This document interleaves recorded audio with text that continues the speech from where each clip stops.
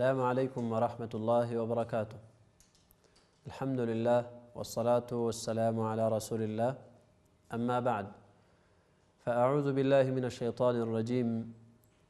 ولما جاءت رسلنا لوطا سيء بهم وضاق بهم ذرعا وقال هذا يوم عصيب وجاءه قومه يهرعون إليه ومن قبل كانوا يعملون السيئات قال يا قوم هؤلاء بناتي هن أطهر لكم فاتقوا الله ولا تخزوني في ضيفي أليس منكم رجل رشيد قالوا لقد علمت ما لنا في بناتك من حق وإنك لتعلم ما نريد. زما ګرانو قدرمنو اوریدونکو، د لوط علیه السلام واقعه هغه شروع وه. لوط علیه السلام د الله رب العالمین نه دعا وغوښتله چې دا قوم بد عمله قوم دی او خپل د عملونو نه توبه نه وکاږي.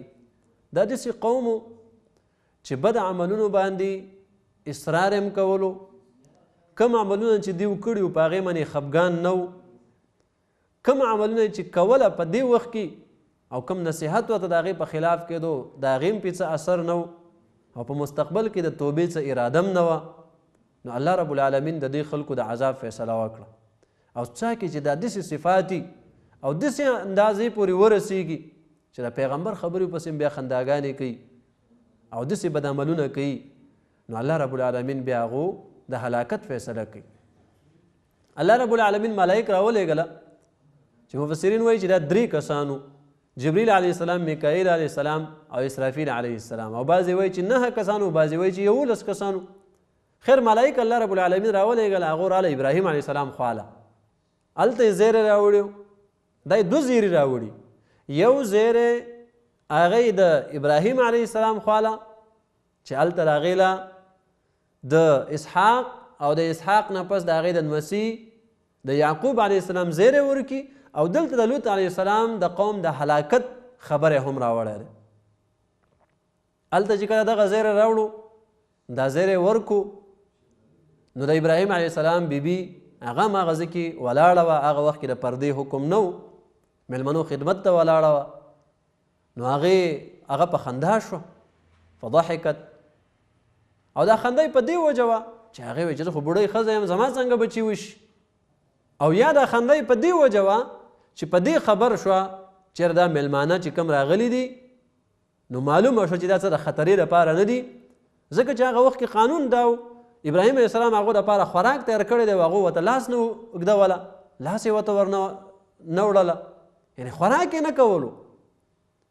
نو په دې وجه هغو ویرېدله چې یاره انا منکم مجلون هم دی که نه، هغه آیت په دې دلیل دی، یره پیدا شو. دا یې ورته ویله چې یاره موږ تاسو نه یریږو. نو وروسته بیا حقیقت راښکاره شو چې موږ زیري دپاره راغلي یو، دا زیری دی ستا، دا زیری په هغې باندې وکړو. نو ابراهیم علیه السلام هغو نه پوښتنه وکړه، او دا پوښتنه یې په دې وجه وکړه چې تاسو چې دا دومره ډېر کسان راغلي یئ، نو خیر دا خوشخبري دا خو جدا خبره ده، خو تاسو دا زیری راوړو صحیح ده. د دې نه علاوه، د دې زیري نه علاوه بل کم داسې یو غټ میشن دی او غټ پلان دی او غټ یو کار دی چې هغې لپاره تاسو راغلي یئ. دا دومره ډېر کسان او بیا د انساني په شکل کې خامخا څه چل شته. نو جبریل علیه السلام ملایکو ورته ویله چې انا ارسلنا الى قوم لوط، او بل ځای کې راځي الى قوم مجرمین لنرسل عليهم حجارة من طين انا مهلكو اهل هذه القرية ان اهلها كانوا ظالمين. ملائکو ورته دا خبره وکړه چې موږ د دې قوم، د دې ظالمانو، د دې مجرمانو د هلاکت دپاره رالیږلی شوي یو. دیو باندې موږ د کاڼو باران د الله طرف نه وپې کوو او دیو باندې عذاب وس لنډ راتلونکی دی، د دیو د عذاب دپاره موږ رالیږلی شوي یو. دغه ځای کې ابراهیم علیه السلام نور پریشانه شو. ابراهیم علیه السلام په روایتو کې راځي و ابراهیم علیه السلام ورته په خبرو کې دا خبره وکړه، ځکه ابراهیم علیه السلام انتهایی زړه سوانه، انتهایی د همدردۍ والا او بردبار حلیم، او بار بار الله رب العالمین ته د توبې او د رجوع والا چې یا الله داسې ناشنا انسان ښایسته ښکلو صفتونو والا ابراهیم علیه السلام چې دا د هغې په سیرت کې مخکې تېره شوې ده خبره.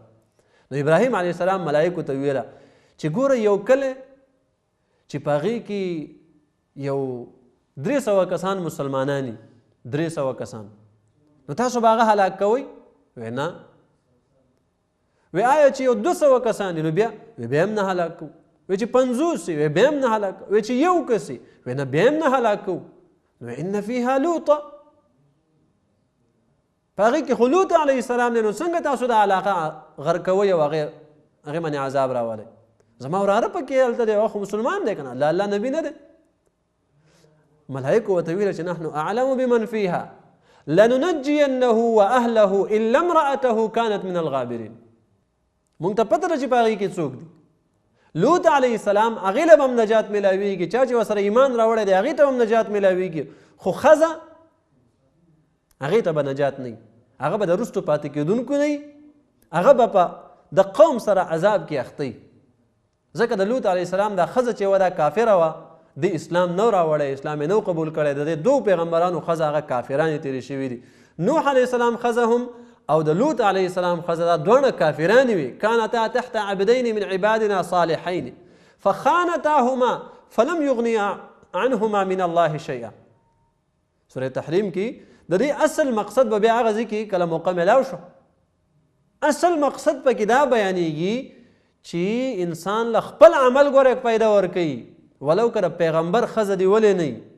ګوره دا څومره د پیغمبر بدن مبارک بدن دی بدن یې ورسره لګېدلی دی خو خپلې ښځې له پیغمبر دی خو بیا هم خپل ښځې له دا فایده نشي ورکولی چې هغه د عذاب نه بچ کړي. ولې؟ ځکه چې شرک دی پکې کفر دی پکې. دغه ځای کې د خیانت نه دا خیانت مراد نه دی چې هغه بدکرداره وه زناکاره وه دا بالکل مطلب نه دی. ګورې ځکه د ابن عباس رضی الله تعالی عنه او د سلفو نه دا خبره نقل ده چې ما بغت امرأة نبي قط د هیڅ نبي یوې بیبي چېرته هم بدکاري نه ده کړې. کافره تېره شوې ده خو بدکرداره نه ده تېره شوې زناکاره او بدکرداره نه ده تېره شوې. په دې وجه خو قرآن کریم کې د عایشې رضی الله تعالی عنها په باره کې چې بعضو کسانو منافقینو بعضو مجرمانو دا خبره اسې تهمت یې پرې ولګولو بعض ایمان والا هم بیا په هغې کې شامل شو. د دې خبرو په وجه باندې الله رب العالمین ولا په قرآن کریم کې څونه رټنه ورکړه چې وتحسبونه هینا لولا اذ سمعتموه ظن المؤمنون والمؤمنات. هغه آیاتونو کې الله رب العالمین په څونه رد وکړو چې تاسو دا معمولي وهو عند الله عظیم وتحسبونه هینا وهو عند الله عظیم. نو څومره غټه رټنه د عایشې رضی الله تعالی عنها په دغه تهمت باندې چې دا تاسو غلطه خبره ده چې تاسو پرې دا تهمت لګوئ د هغې هغه براعت د اسمانونو نه نازل د نبي ښځه چېرته هم بدکرداره او زناکاره هغه نه ده تېره شوي.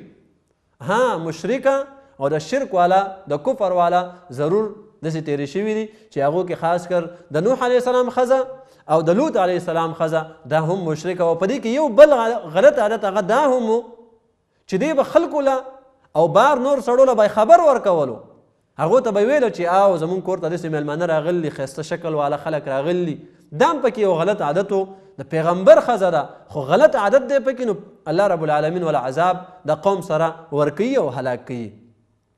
دوی د هغه ځای نه ملایک را روان شو ابراهیم علیه السلام بار دا خبرې کوي او په دې خبرو کې دا مقصد دی چې خیر دی دا قوم به توبه وباسي دا عذاب دی لږ وروسته کوي کیدای شي یو څو کسان د لوط علیه السلام دعوت قبول کوي مسلمانان شي دا ملایکې په خبرو کړي دي او په دې خبرو کې دا کوشش کوي چې کیدای شي چې دا ملایک زما د دې خبرو په وجه باندې او الله رب العالمین خدا ټول هر څه ویني نو کیدای شي چې الله رب العالمین څه لږ شانې موقع دې خلکو له ورکړي کیدای شي دا خلک توبه وباسي خپل لرې ګناهونه. نو ملایکو ورته ویله چې لوط علیه السلام یا ابراهیم اعرض عن هذا انه قد جاء امر ربك وانهم آتيهم عذاب غیر مردود. دا اوس د رسته کېدو والا عذاب نه دی ستا د رب د طرف نه فیصله شوې ده. ابراهیم ګورئ تاسو د ابراهیم علیه السلام مقام او مرتبې ته وګورئ خو دې ځای کې چې د ابراهیم علیه السلام مقام او مرتبه ده یو طرف ته او بل طرف ته د الله رب العالمین امر او حکم راغی الله فیصله شوې ده ستا مقام او مرتبه چې هر څومره اوچته ده هغه په خپل ځای باندې خو د الله فیصله اوس شوې ده. یا ابراهیم اعرض عن هذا ابراهیم علیه السلام دې نه تیر شه، دا خبره پرېږده، د دې خلکو سفارشونه اوس مه کوه. لکه خلک وایي که نه بس دا پرېږده، دا خبره بدله که بل څه خبره شروع کړه. اعرض عن هذا، دې نه تیر شه. انهم آتیهم عذاب غیر مردود. دا خبره وته ابراهیم علیه السلام پوه شو چې بس د دې قوم د عذاب فیصله اوس شوې ده، دا اوس نه واپس کېږي. ملایک د دې ځای نه روان شو. لوط علیه السلام صدوم او د عموري دې علاقې ته چې راورسېدله، قتاده رحمه الله نه نقل دی، لوط علیه السلام په خپل پټي کې څه کار کولو، ځکه دا سرسبزه او شنه علاقه وه، ښایسته مزېداره. لوط علیه السلام په پټي کې څه کار مار کولو چې ولیدله چې ناشنا خلک دې علاقې ته راله، نو دا خلک خو ډېر بد عمله او بد کرداره خلک وو چې ناشنا خلک به راتلله، د هغو مال به یې اخیستلو او هغو به یې په کمرو میشتل او ډېر مختلف کارونه به دې وکول. خو خیر خاص کر چې داسې ملایک ښایسته او د ښکلي ځوانانو په شکل کې لوط علیه السلام دې علاقې ته ننوتل. لوط علیه السلام چې کله دا خلک ولیدله، ملایک چې کله ولیدله، نو هغو ورسره میلاو شو او مطالبه یې ته د دې وکړه چې یاره تاسو میلمستوب به زمونږ کوئ، مونږ به ستا میلمانه یو. لوط علیه السلام خو ته داسې نشي ویلی چې یاره تاسو زما میلمانه کېږئ مه، ځکه دا د عزت هم خلاف ده او د انسانیت هم خلاف ده چې یو انسان تا ته وایي چې زه ستا میلمه کېږم او ته ورته وایې چې یاره ما سره مه میلمه کېږه. ایمان خو دې ته وایي که نه چې یو ناشنا کس له ته میلمستوب ورکړي چې څوک پیژنې او د هغې عزت او اکرام کې او داسې د پلاونه دي او یو شی او بل شی دی او دا را روان دي، د هغې احترام خو چې ته کې، نو هغې کې خو دا مقصد دیم دی که سبا زه د هغې میلمه شوم نو بیا به زما عزت نه کوي. اصل ایمان او اصل مسلمانتوب هغه دا دی چې د هغه چا میلمستوب وکړي او عزت او احترام یې وکړي چې ته یې پیژنې هم نه، بلکل ناشنا، د هغې ته میلمستوب وکړي، نو هله به ستا د ایمان پته لګي چې او ته ایماندار یې او خپل د ایمان د وجې نه خو د دې خلکو میلمستوب کې.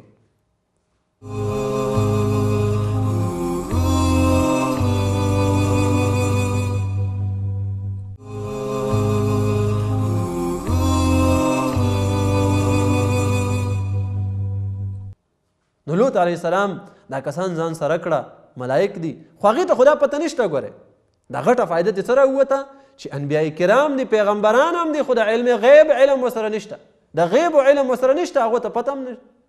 لوط علیه السلام ته هم پته نشته چې دا ملایک دي.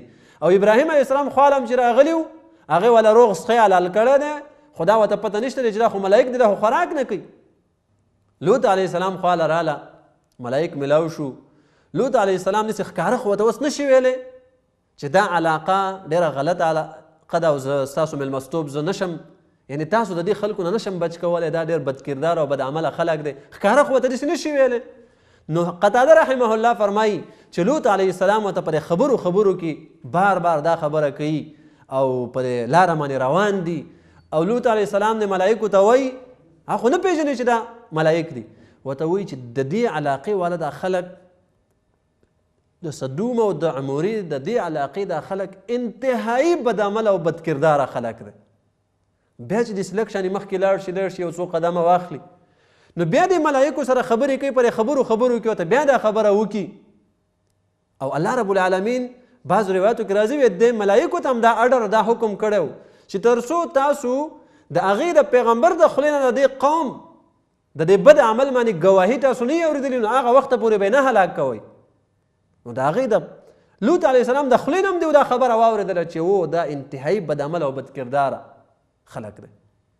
بیا چې لږ شانې وخت تېر شي، په دې لاره باندې روان دي، لوط علیه السلام ورته دا خبره په دې وجه کوي بار بار چې کیدای شي چې دیو ما پرېږدي او دا علاقه پرېږدي او د دې علاقې نه علاوه بلې علاقې ته لاړ شي او هغه ځای کې میلمانه شي، دا به د ټولو نه ښیي، ځکه دا چې په کم شکل کې دي او کم ښایسته ځوانان دي، نو زما دا قوم دا خو انتهایی بد کردار او انتهایی بد عمله خلک دی، نو دا خلک خو به چرته هم نشي کیدی چې زما دا میلمانه داسې صحیح طریقې سره ما ته پرېږدي، دوی خو به زما د دې میلمنو بېعزتي مانه وکړي.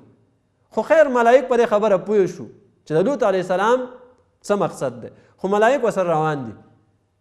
کله چې کور ته لاړه، کور ته دننه شو، نو په لاره باندې خلکو هم بعضو خلکو خو ولیدله چې یاره ښایسته ښایسته ځوانان د لوط علیه السلام کور ته لاړه او ننوتله. لوط علیه السلام دروازه بنده کړه او بل د لوط علیه السلام دا ښځه چې وه دوی به هم جاسوسي کوله، دوی به هم خلکو ته دا خبر ورکولو چې وس ښایسته ښایسته ځوانان دي او دلته راغلي دي.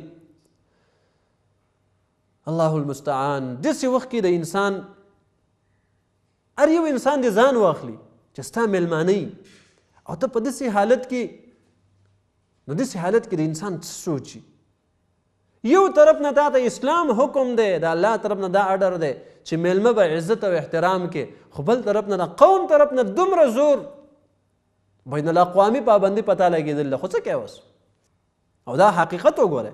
اولم ننهک عن العالمین، دا خبر وروسته راځي، دوی دا خبر اول نه کړې وه چې موږ ته منع کړی نه وې. څوک به میلمه کې نه، برایي نه چې څوک راځي د هغې په باره کې به ستا کار نه وي، ته به مونږ منع کې نه، دا خو مونږ اول نه تا ته دا خبره کړې ده. قوم ته دا خبره میلاو شوه، ماښام ته نږدې وخت دی، د شپې ټایم دی. لوط علیه السلام دروازه بندوي او قوم چې دی وجاءه قوم د طرف نه خلکو ته خبر میلاو شو، یستبشرون، خوشحالیان یې کوي، خوشحالیان یې کوي. او دغه خوشحالۍ کې وجاءه قومه يهرعون إليه ومن قبل كانوا يعملون السيئات. قوم چې داسې رازغلولی شي، یعنی یهرعون الیه، هرع د منډې ته ویلی کېږي، خو مجهوله صیغه استعمال کړه، یعنی دیو داسې را روانو د خواهشاتو، دیو پر سترګو باندې او پر عقل باندې ولا داسې پرده اچولې وه چې داسې په منډو منډو باندې را روانو، ګویا کې په دې سټ کې ولا څوک دکې ورکوي او مخې مخې ته یې رادیګه کوي چې ځئ پې ورځئ پې، او خوشحالیان یې کولې چې هلکه نن خو ډېر ښه موقع ده او ډېر ښایسته ښایسته ځوانان نن راغلي. دا خلک چې کله دغه ځای ته رالل، لوط علیه السلام دروازه بندوي او دوی دروازې ته زور کوي چې دروازه ماته کړي، او لوط علیه السلام د دروازې نه اخوا د قوم ته بار بار د نصیحت کوي او ورته وایي چې زما قومه زما میلمانه دي، قومه زما میلمانه دي، د میلمنو خیال وساتئ، دا خو د انسانیت تقاضا ده. ځکه تاسو کې مسلمانی هم نه اسلام هم نه ایمان هم در کې نه، الله نه مني، رسول نه مني، ځکه زما سره تاسو ورانئ، زما سره مزد او تعصب او عنادي، نو خیر دا خو زما میلمانه دي. دا میلمنو خیال ساتل او د میلمنو عزت او احترام کول دا خو د انساني تقاضا ده. انسانیت هغه هم دغه انسانانو ته ښیي چې باید د میلمنو خیال وساتلی شي او د هغو د عزت او احترام وکړی شي. لوط علیه السلام خپل قوم ته وایي یا قوم هؤلاء بناتي هن اطهر لكم فاتقوا الله ولا تخزوني في ضيفي. قوم زما دا د قوم د ښځې چې دي د صدوم او د عموري چې دا کم جنکۍ دي، کمې زنانه چې دي، دا زما لوڼه دي، دا ستاسو دپاره حلالې دي که نه، هغه په حلاله نکاح باندې واخلئ او هغې نه خپل خواهش جایز خواهش پوره کوئ. هؤلاء بناتنا دا مراد نه دی چې زما دا لوڼه، لکه د لوط علیه السلام خو صرف دوه لوڼه وې، دنه دا مراد ده. ځکه د یو علاقې مشر چې کله وي، د یو علاقې مشر هغه خپل د علاقې ماشومانو جنکو هلکانو ته وایي دا زمونږ بچي دي وې، د هغې د علاقې نه چې څوک بل ځای ته لاړ شي که نه، هغه مشر هماغه ځای کې یاره وایي دا وایي زمونږ بچی دی. د هغې دا مطلب نه دی چې د هغې نه پیدا دی، نه، مطلب یې دا دی چې د هغه علاقې او د هغه کلي مشر هغه داسې چې هغه خپل د علاقې کشرانو ته بچي وایي، هغه خپل بچي ګڼي او وایي یاره دا زما بچي دي، دا زما بچی دی، دا زما لور ده، د هغې حقیقي لور نه وي، خو چونکې دا د علاقې مشر دی، امیر، حکمران، قومندان، په دې وجه هغه هغې ته وایي دا زما بچی، دا زما لور، دا زما زوی، دا ورته په دې وجه وایي. نو لوط علیه السلام د دغې علاقې یو قسم له مشر دی. نو لوط علیه السلام دې خلکو ته وایي چې د دې علاقې هغه جنکۍ زنانه هغه زما لوڼه دي، هغه الله رب العالمین د دې خواهشاتو پوره کولو لپاره پیدا کړي دي، هغو سره ودونه وکوئ او د خپل خواهشات پوره کوئ، هغه ستاسو دپاره حلالې دي که نه، او زما میلمنو بېزتي مه کوئ. لوط علیه السلام بار بار دا خبرې کوي، هؤلاء بناتي هن اطهر لكم بعضې وایي چې نه د یو دوه مشرانو او د دې نه مخکې لوط علیه السلام له دا دواړه مشران راغلي وو او لوط علیه السلام ته یې ویلي وو چې خپل دا دواړه لوڼه موږ له په نکاح راکړه. لوط علیه السلام ورته ویل چې تاسو بد عمله خلک یې، بد کرداره خلک یې، تاسو ته زه خپل دا لور په نکاح نه ورکوم. اوس چې دا داسې موقع راغله نو لوط علیه السلام ورته ویله دې دواړو مشرانو ته چې ګورئ هغه تاسو چې ما نه کومه مطالبه کړې وه چې دا خپل لوڼه موږ له په نکاح راکئ، نو یو به د یو ملک له ورکم او دا بله لور به د بل سردار او د بل ملک له ورکم، د مشر له به یې ورکم، تاسو له په نکاح درکم، خو زما د دې میلمنو بېزتي مه کوئ، زما د دې میلمنو خیال وساتئ. ګوره دې حده پورې دې نه تاسو اندازه ولګوئ چې د میلمه څومره قدر او احترام دی او موږ او تاسو څومره قدر او احترام کوو د میلمه. معاشره کې لږ شی سوچ کوئ او دا صفت نن سبا بالکل ورک دی. د میلمه خیال ساتل صرف تقریبا په عربو کې د دې انتهایی زیات خیال ساتلی کېږي او په دې معاشره کې زیات په پښتنو کې خاص کر دا صفت څه نه څه ډېر پروت دی او دغه شانې بیا د نورو قومونو کې هم دا صفت ډېر زیات شته دی، خو په بعضو قومونو کې د دې صفت انتهایی کمی راغلی دی. د میلمه انتهایی دومره اندازې پورې خیال ساتل. ګوره دا میلمانه دي قومه زما میلمانه خو داسې چې خلک داسې وایي که نه چې خلک خپل منځ کې څه خبرې راشي نو خلک وایي هلکه بس زه دا د کورنۍ خبره ده وروسته به دا چیړو اوس میلمانه دي. تر دې چې هغه کوربه ته انسان د میلمه په وجه باندې څه نه وایي. میلمانه چې کله راشي نو هغه کوربه سره منخلي نه، کله په کور کې ګړب ګړوبي که نه، کله کله کور کې داسې خبره پیدا شي د میلمنو د وجې نه هغه کوربه ته هم څوک څه نه وایي. هغه درست کې هم د یو خاص مقصد چې دا میلمه لاړ شي، مطلب دا چې ته ځه تنګ شو درنه.